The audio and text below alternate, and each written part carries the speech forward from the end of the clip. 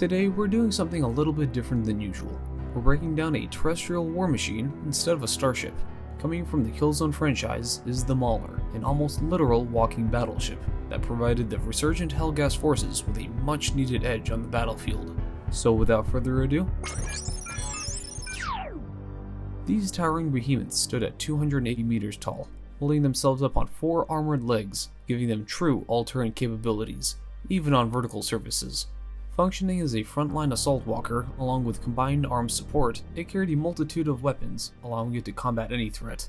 This flexibility of firepower was particularly useful when their homeworld was invaded by enemy ISA forces, forming a powerful line of defense at strategic points across the planet. Their massive size unfortunately also meant they were confined to operating exclusively on whatever planet they were constructed on, given that Helghan cruisers weren't large enough to transport them to other worlds.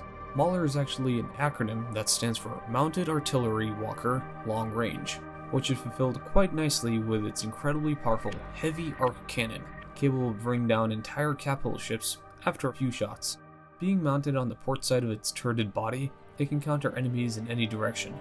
Also on the main body, it had a number of supplemental weapons, including a mortar battery on its top for suppressive fire, and bow-mounted autocannons and missile launchers for heavy direct fire and anti-personnel roles.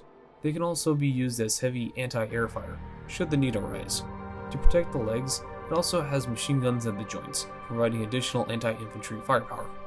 Their durability is just as formidable as its loadout, being all but immune to conventional weapons, clad in thick armor across its entire structure.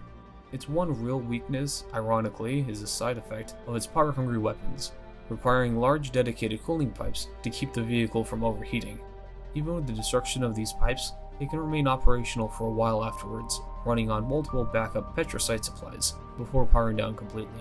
This redundancy makes it a nightmare for opposing forces. While they were a devastating force during the Second Extrasolar War and fielded by the hundreds across their world of Helghan, in the end they would prove insufficient to stop elite units from breaching their defensive lines and ending the war in favor of the ISA.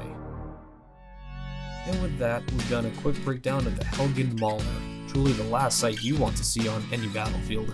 If you have any ideas or suggestions for other ships versus or terrestrial war machines, please comment below. Thank you for watching, I hope you enjoyed it.